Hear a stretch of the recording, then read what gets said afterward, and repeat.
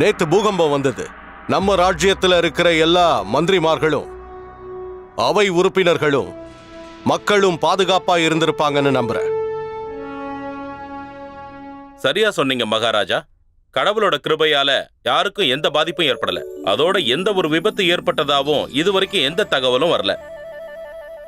மகாராஜா, இந்த பூகம்பம் ஒரு எச்சரிக்கை. ஆமா மகாராஜா, அதனாலதான் எந்த ஒரு அசம்பாவிதமும் நடக்கல. இப்ப நீங்க என்ன சொல்ல வரீங்க குருதேவா? மகாராஜா, நேத்து ராத்திரி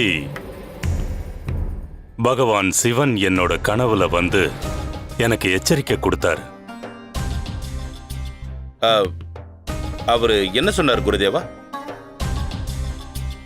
அவர் என்ன சொன்னார்னா, பூகம்ப தேவர் ரொம்ப கோவமா இருக்காராம் மகாராஜா. உக்கிரமான கோவத்துல இருக்காராம்.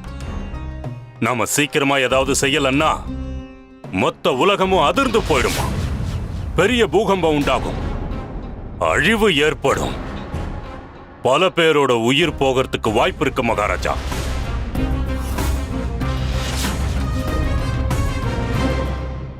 மரியாதைக்குரிய குருதேவா, உங்களுக்கும் கடவுளுக்கும் நேரடியான தொடர்பு இருக்கு. இப்போ இதுக்கு நீங்களே ஒரு யோசனை கொடுங்க. ஆகட்டும் மகாராஜா. மகாராஜா, என்கிட்ட ஒரு யோசனை இருக்கு. யாராவது ஒருத்தரை பலி கொடுக்க வேண்டி இருக்கும். நீங்க என்ன சொல்றீங்க ஆச்சாரியாரே?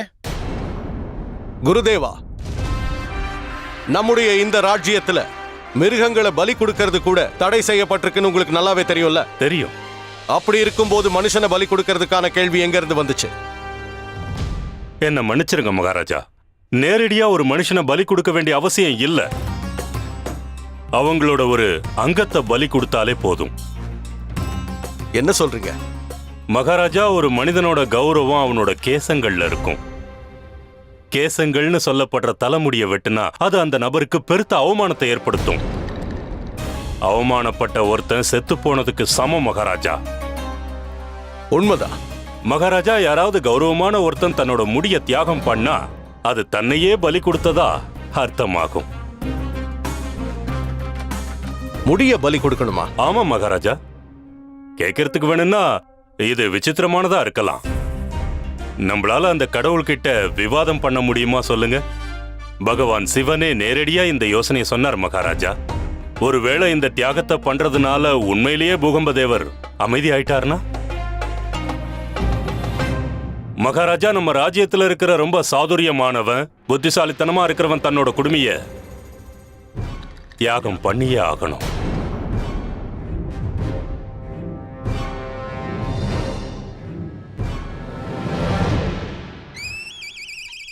குருதேவா, எனக்கு தெரிஞ்ச வரைக்கும் மொத்த ராஜ்யத்திலையும் அப்படிப்பட்டவர் நீங்க தான். எல்லாரை விடவும் நீங்க தான் அதிக புத்திசாலியும் திறமையானவரும் கூட. ஆமா ஆமா, சரியா சொன்னீங்க மகாராஜா. இவர்தான்.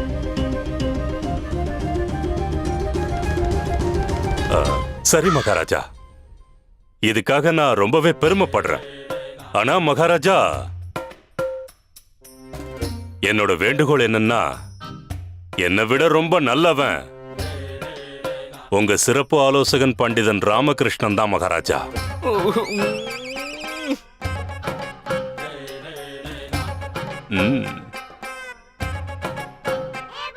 கதை முடிஞ்சதுன்னு நினைக்கிறேன்.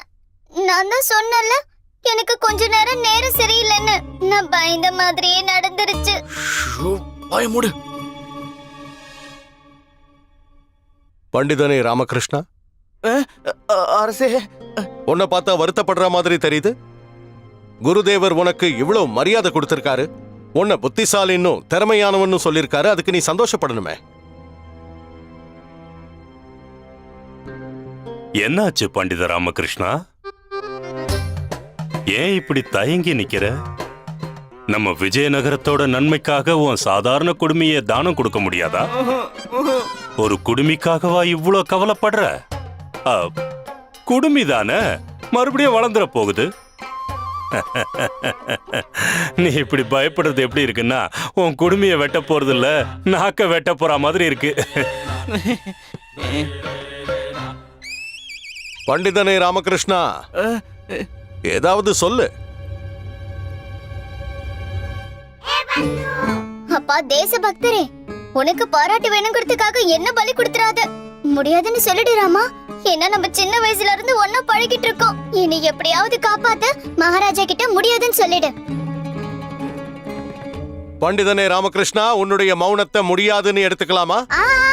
இல்ல இல்ல இல்ல, உங்களுக்கு புரியல மகாராஜா. நான் ராமாவோட அங்கம். இவன் என்ன பலிலாம் கொடுக்க மாட்டான். பண்டிதனே ராமகிருஷ்ணா,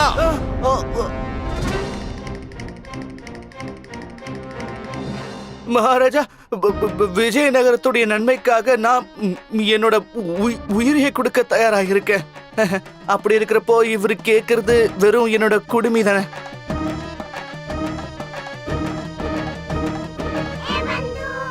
துரோகி, கிராதகா, நம்ம சின்ன வயசுல இருந்து ஒன்னா தானே பழகிட்டு இருக்கோம். இது வாழ்வா சாவாங்கிற பிரச்சனை, நட்புக்கும் விசுவாசத்துக்கும் இருக்கிற பிரச்சனை ராமா.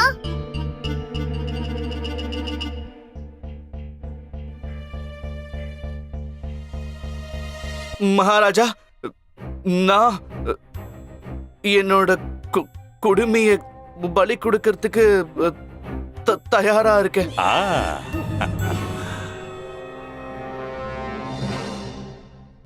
நான் உங்ககிட்ட இருந்து இதைத்தான் எதிர்பார்த்தேன் ராமகிருஷ்ணா. இனிமே உன் குடுமி எனக்கு சொந்தமாயிடுச்சுன்னு நினைச்சுக்க. அதாவது விஜயநகர சாம்ராஜ்யத்துக்கு சொந்தமாயிடுச்சுன்னு நினைச்சுக்க.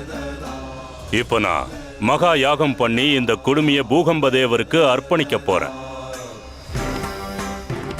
உன்னோட குடுமி எனக்கு சொந்தம். எல்லாரும் கேட்டுக்கங்க. இந்த ராஜ புரோகிதன் இந்த குடுமிய தானம் பண்ணி விஜயநகரத்துக்கு வரப்போற ஆபத்தை தடுக்க தயாரா இருக்கேன். வாழ்த்துக்கள், வாழ்த்துக்கள் குருதேவ், வாழ்த்துக்கள். ராமா, அந்த கிழவனுக்கும் குடுமி இருக்குல்ல, அத பலி கொடுக்கலாம்ல. எதுக்கு அந்த ஆள் சொல்றதுக்குலாம் நீ தாளம் போட்டுக்கிட்டு இருக்க? நான் உனக்கு சொந்தமான குடுமி. இந்த ஆள் எதுக்கு நம்ம விஷயத்துல தலையிடுறான்? தெரியல பட்டு, என்னால எதுவும் பண்ண முடியாது. நீ எனக்கு சொந்தம் இல்ல, அவருக்கு தான் சொந்தம்னு ஆச்சாரியார் பிரச்சனை பண்ணவும் வாய்ப்பு இருக்கு. நாசமா போச்சு. உன்ன மாதிரி ஒரு கோழைக்கு நான் குடுமியா இருக்கிறத விட பலி ஆகிறது எவ்வளவோ மேல்.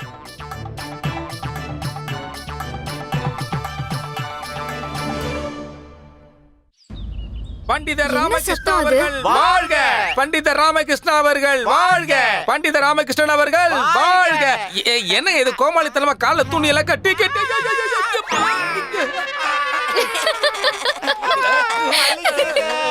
இதுக்காக தான் நாங்க கால்ல துணியை கட்டிக்கிட்டது. இதுதான் என் குடுமியோட வீடா? டே முட்டாளுங்களா, இங்க என்ன ஓய்வு எடுக்கிறதுக்கா வந்தீங்க? இல்ல குருதேவா, உங்களை சாஷ்டாந்தமா கும்பிடலான்னு தான் இப்படி படுத்துக்கிட்டு இருக்கோம். அதனாலதான் வாங்க வாங்க, வருக வருக குருதேவா. நல்லது நடந்துடுச்சு. ஐயோ, யாருது? அடடா, ஆச்சாரியரே, வணக்கம்ங்க. வணக்கம் ஐயா, எந்திரிங்க. வணக்கம் வணக்கம். ஆமா ராமகிருஷ்ணா, ராஜகுரு, அறையில ஏதாவது எண்ணெய கொட்டிட்டியா என்ன? இந்த கேள்விக்கான பதில என் மனைவியால தான் சொல்ல முடியுங்க. தேவி சாரதா, எடுத்துக்கங்க. என்ன சொல்றீங்க நீங்க? இந்த ராஜ புரோகிதன் தாத்தாச்சாரியார் தரையில இருக்கிற எண்ணெய தொடச்சு எடுக்கணுமா? இல்ல இல்ல, நறுமணத்தோட சந்தோஷத்தை எடுத்துக்கங்க. நல்ல வாசனையா இருக்கணும்னு நான் தரையில எண்ணெயை போட்டு தொடச்சிருக்கேன்.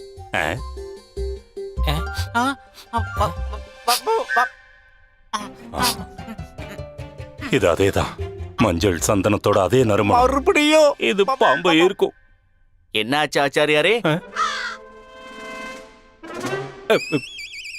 அதாவது அம்மா என்ன கேட்க வராங்கன்னா, ராமா அப்படி என்ன பெரிய காரியம் பண்ணிட்டாருன்னு அவரை பாராட்டுறதுக்கு இங்க வந்திருக்கீங்கன்னு கேக்குறாங்க.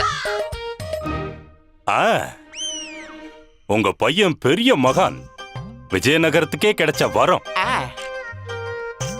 எப்பவுமே கடமை தான் முக்கியம்னு நினைக்கிறவன். இவனை நினைச்சு நான் பெருமைப்படுறேன். அடேங்கப்பா, என் உச்சியே குளிர்ந்துருச்சு. நன்றி குருதேவா. எங்களுக்கு ஒண்ணும் புரியலையே. பூகம்ப தேவதைய சந்தோஷப்படுத்துறதுக்காக பண்டிதர் ராமகிருஷ்ணாவுடைய குடுமியை எங்க குருஜி இப்ப தானமா கொடுக்க போறாரா. அதனால விஜயநகரத்துக்கு எந்த பிரச்சனையும் வராம பாதுகாப்பா இருக்கும். நல்லதுங்க, ரொம்ப நல்லது. அது ஒரே கல்லுல ரெண்டு வாங்க மாதிரி இருக்கு. நீங்க சந்தோஷப்படுறீங்களா? சந்தோஷமா, ரொம்ப சந்தோஷமா இருக்கேன். முதல்ல நம்ம பூகம்பத்துல இருந்து தப்பிப்போம், அதுக்கப்புறம் குடுமிக்கு என்ன தடவுறேன்னு அவர் நேரத்தை வீணாக்கிட்டே இருப்பாருல்ல, அது இனிமே கிடையாது. விரோதிங்க வீட்லயே இருந்தா ஒருத்தரால எப்படி உயிரோட இருக்க முடியும்? நான் சாரதாவுக்கு என்ன கெடுதல் பண்ணறாமா? நீதான் அவளுக்கு போட்டி அணிக்கிறியே. சாரதா தேவி, எந்த குடுமியன்னா அதோட வீட்டுக்கே தேடி வந்திருக்கணும். அது எவ்வளவு மகத்துவமானதுங்கிறத நீங்க யோசிச்சு பாருங்க. எடுத்துக்கங்க. எதை எடுத்துக்கணும்? அட, கத்திய எடுத்துக்கிட்டு இவரோட குடுமைய சரிச்சு எடுத்துருங்க. இல்ல, அப்படி இல்ல. முதல்ல என்னோட மனைவி வருணமாலா இங்க வந்து குடுமிக்கு பூஜை எல்லாம் பண்ணுவா. அதுக்கப்புறம் நான் யாகத்துக்கு ஏற்பாடு பண்ணணும். குருதேவா, கொஞ்சம் நீங்க கவனமா இருங்க. இந்த விசேஷ மூலிகையினால மறுபடியும் பாம்பு வந்து உங்களை விரட்ட போகுது. கவனமா இருங்க. அதுக்கப்புறம் மறுபடியும் எல்லாரும் முன்னாடி நீங்க அசிங்கப்பட வேண்டி இருக்கும். ரொம்ப ஜாக்கிரதையா இருங்க குருஜி. நீயும் ஜாக்கிரதை கண்ணு. ஏய், எனக்கு நேரம் ஆயிடுச்சு. நான் இப்ப கிளம்பட்டுமா? பண்டித ராமகிருஷ்ணா, உன் குடுமி அற்புதமானது. தெரியுங்க. எனக்கு சொந்தமாக போகுது. அதனால ஜாக்கிரதையா பாத்துக்க. சரி ராஜா குருவே, பாத்துக்கிறேன். போயிட்டு வரேன். தடி வச்சிருக்கலாமா? போயிட்டு குருதேவர் வரோம். தாத்தாச்சாரியர் அவர்கள் வாழ்க, வாழ்க. வாழ்க. குருதேவர் தாத்தாச்சாரியர் அவர்கள் வாழ்க, வாழ்க. வாழ்க. ராமா, எனக்கு ஒண்ணுமே புரிய மாட்டேங்குது.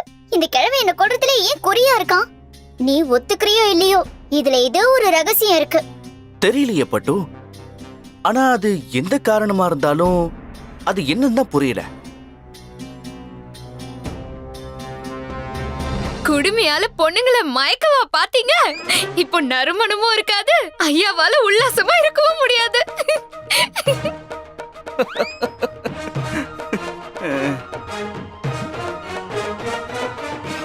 பாத்தியாடா மணி, இந்த கிழவர் ரொம்ப நாளைக்கு அப்புறமா ரொம்ப சந்தோஷமா இருக்கா. எனக்கு இந்த கிழமை அழும்போது தாண்டா ரொம்ப சந்தோஷமா இருக்கும். என்ன சொன்ன? பேசுங்கடா, பேசுங்க. இன்னும் எவ்வளவு கேவலமா பேச முடியுமோ பேசுங்க. நல்ல வாய்ப்பு. பண்டிதன் ராமகிருஷ்ணன் வருத்தப்படுறத பார்த்து நான் இன்னைக்கு ரொம்ப சந்தோஷமா இருக்கேன்.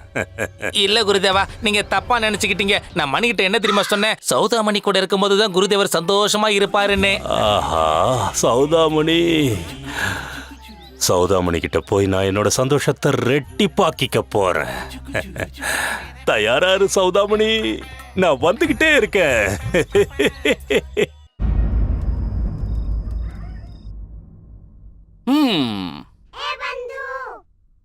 ராமா, வேற என்ன யோசிச்சு வச்சிருக்க? யாருக்கு? பொது குடுமி வளரும்ல, அதுக்கு. சிட்டு பாத்தியா? பட்டுக்கு அப்புறம் சிட்டு. அப்படியா? பேர் கூட யோசிச்சு வச்சிட்டியா? என்ன பலி கொடுக்கறதுக்கு எல்லாரையும் விட நீதான் ரொம்ப ஆர்வமா இருக்க. இங்க பாரு பட்டு, இன்னைக்கு உனக்கு மொத்த எண்ணெயும் தடவிடுறேன். ஏன்னா கொஞ்ச நாளைக்கு முடி வளராது இல்லையா? அதனால இன்னைக்கே நீ சந்தோஷமா இருந்துக்க, சரியா? போதும். உன்ன மாதிரி ஒரு ஆள் கூட நான் பேச கூட தயாரா இல்ல. கூட இருக்கிறவங்கள பலி கொடுக்க நீ தயாராயிட்டல. இனிமே நான் உன் கூட பேசவே மாட்டேன். நான் தூங்க போறேன். அட,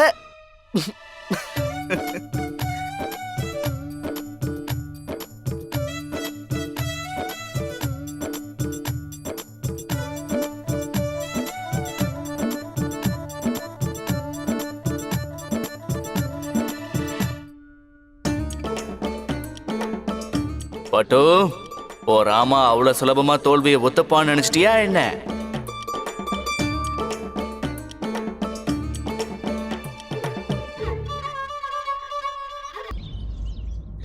உன் வாசலை தேடி வந்தேன் அன்பே, என் பாசத்தை பகிர. இல்லங்க, என்கிட்ட இப்படி அன்பா இருக்கிற மாதிரி நடிக்காதீங்க. நேத்து என்ன பண்ணீங்க? என்ன நடு வழியில அப்படியே விட்டுட்டு ஓடிட்டீங்க. சந்தேகப்படுறியா? உன் தத்துவியே சந்தேகப்படுறியா? நீ அப்படி நினைச்சா என்ன தாராளமா கைது பண்ணலாம். கண்டிப்பா அதுக்கான ஏற்பாடையும் நான் பண்ணி வச்சிருக்கேன்.